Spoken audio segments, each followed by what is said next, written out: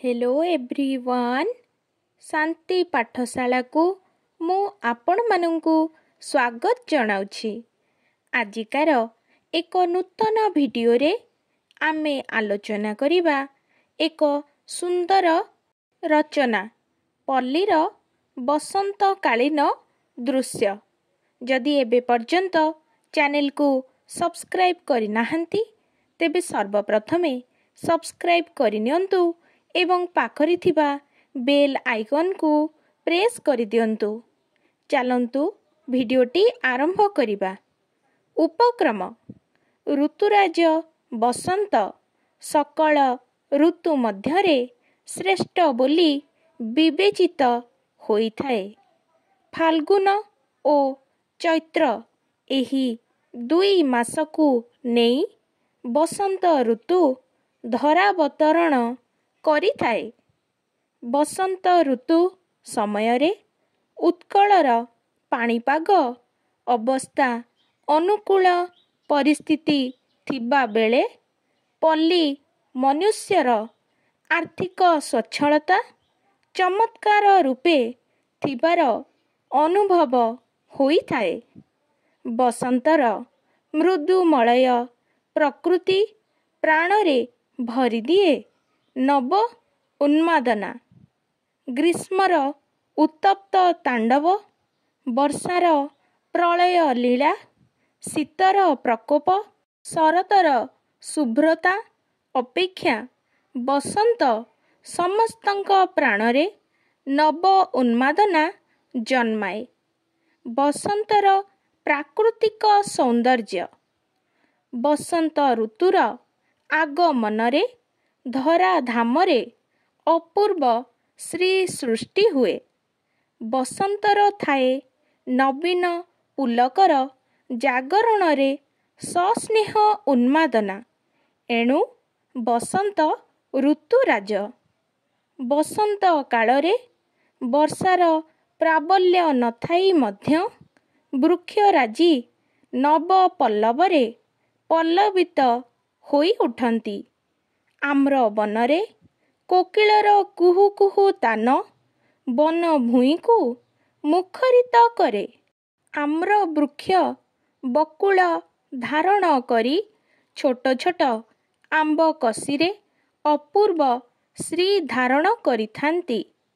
वृक्षलता ओ एही बसंत प्रकृति नव यौवन धारण कला परी प्रतीयमान हुअंती।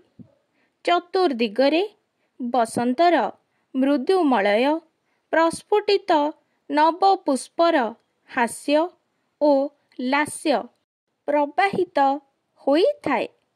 संध्यार मृदुमंद हिल्लोलरे पुष्पर सुरभि धरा पृष्ठरे बिछुरित होई पड़े। ता सहित अशोक माधवी निम्ब बासंग कांचन ओ बकुल फुलर बास्ना वन भूमि को मुखरित करे। मझिरे मझिरे शिमिली ओ पलाश फुलर रक्तिम आभा मनरे नियार भ्रम सृष्टि करे। निर्मल आकाशरे बसंतर पूर्णिमा को संदिग्ध चित्तरे अवलोकन करे एही पल्ली मनुष्य। पाहांती आकाशरे धीर समीर मनुष्य शरीररे चंदनर स्पर्श लेपन करे। कोइलीर पंचम रागिणी ता मनरे प्रेमर कुंकुम लिपे। बसंतर पल्ली प्रकृति कवि मनर भावना को जे संपूर्ण बांधी रखिबाकू समर्थ होइथाए ताहाकू अस्वीकार करी हुए नहीं। ऋतुराज बसंतर आविर्भावरे जीवजंतु माने मध्य पुलकित होई उठंती। वर्षा कालरे जेउ मंडुक उग्र भावे गर्जन करुथाए सेही मंडुक बसंत कालरे नीरव होई जाए। पिकर କୁହୁତାନ ପଲ୍ଲୀ ପ୍ରକୃତିକୁ ଏକ ସନ୍ଦିଗ୍ଧ ଭାବ ଭାବନା ମଧ୍ୟକୁ ଠେଲି ଦିଏ। ପୁଣି ଫୁଲରୁ ଫୁଲକୁ ଉଡ଼ି ବୁଲେ ଭ୍ରମର ମଧୁ ଚୋରି କରିବା ପାଇଁ। ରଙ୍ଗ ବେରଙ୍ଗର ପ୍ରଜାପତି ଏହି ପରିବେଶକୁ ଆହୁରି ରସସିକ୍ତ କରିଦିଏ। ଫୁଲରୁ ରସ ସଂଗ୍ରହ କରି ମହୁମାଛି ସୁଉଚ୍ଚ ଡାଳରେ ବସା ବାନ୍ଧେ। ପଥଚାରୀମାନେ ଆମ୍ର ବନରେ ଆଶ୍ରୟ ନେଲାବେଳେ ମହୁମାଛିର ଗୁଣୁଗୁଣୁ ସ୍ୱର ଲହରୀରେ ଆମୋଦିତ ହୁଏ। ଏଣୁ ବସନ୍ତ ଋତୁ ଏକ ଆନନ୍ଦ ଉଲ୍ଲାସର ଦିନ। ବସନ୍ତ ଋତୁର ପର୍ବପର୍ବାଣୀ। ବସନ୍ତର ଆଗମନରେ ପଲ୍ଲୀବାସୀ ଆମୋଦିତ ହୋଇଥାନ୍ତି। ଶୀତର ପ୍ରକୋପରୁ ନିସ୍ତାର ପାଇ ସେମାନେ ବସନ୍ତର ମାଦକତାକୁ ଆକଣ୍ଠ ସେବନ କରନ୍ତି। ବସନ୍ତ ଋତୁରେ ଅନେକ ପର୍ବପର୍ବାଣୀ ପାଳନ କରାଯାଏ। ଶିବରାତ୍ରି ବସନ୍ତ ଋତୁର ଏକ ପ୍ରଧାନ ପର୍ବ। ଏହି ଦିନ ଶିବଙ୍କ ନିକଟରେ ରାତ୍ରି ଉଜାଗର ରହି ପ୍ରଦୀପ ପ୍ରଜ୍ୱଳନ କରାଯାଏ। ଫାଲ୍ଗୁନ ମାସ ଶୁକ୍ଳପକ୍ଷ ଦଶମୀ ତିଥିରୁ ଦୋଳ ପୂର୍ଣ୍ଣିମା ପର୍ଯ୍ୟନ୍ତ ମହା ସମାରୋହରେ ଦୋଳ ପର୍ବ ପାଳନ କରାଯାଇଥାଏ। ରାଧାକୃଷ୍ଣ ଯୁଗଳ ମୂର୍ତ୍ତିଙ୍କୁ ସୁସଜ୍ଜିତ ବିମାନ ଉପରେ ବସାଇ ଗାଁ ଗଣ୍ଡା ବୁଲାଇ ତାଙ୍କୁ ନୈବେଦ୍ୟ ଅର୍ପଣ କରାଯାଏ।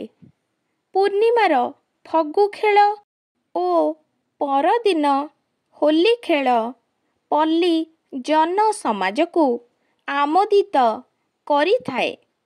ଏହି ପର୍ବପର୍ବାଣୀରେ ବିଭିନ୍ନ ପିଠାପଣା ଲୋକମାନଙ୍କୁ ଆନନ୍ଦ ପ୍ରଦାନ କରିଥାଏ। ଏହାଛଡ଼ା ଅଶୋକାଷ୍ଟମୀ ଓ ରାମନବମୀ ମଧ୍ୟ ପାଳିତ ହୁଏ। ଚୈତ୍ର ମାସରେ ଚଇତି ଘୋଡ଼ା ନାଚ କୈବର୍ତ୍ତମାନଙ୍କର ଏକ ପ୍ରଧାନ ପର୍ବ। ଏହି ସମୟରେ ଅନେକ ଶକ୍ତିପୀଠରେ ଝାମୁଯାତ୍ରା ଅନୁଷ୍ଠିତ ହୋଇଥାଏ। ବସନ୍ତ ଋତୁରେ ପଡ଼ୁଥିବା ବସନ୍ତ ପଞ୍ଚମୀ ବିଦ୍ୟାର୍ଥୀମାନଙ୍କର ଏକ ଆନନ୍ଦର ଦିନ। ସେଦିନ ଶିକ୍ଷାନୁଷ୍ଠାନ ମାନଙ୍କରେ ବାଗ୍ଦେବୀଙ୍କର ପୂଜାର୍ଚ୍ଚନା ଅତୀବ ମନୋରମ ହୋଇଥାଏ। ଉପସଂହାର।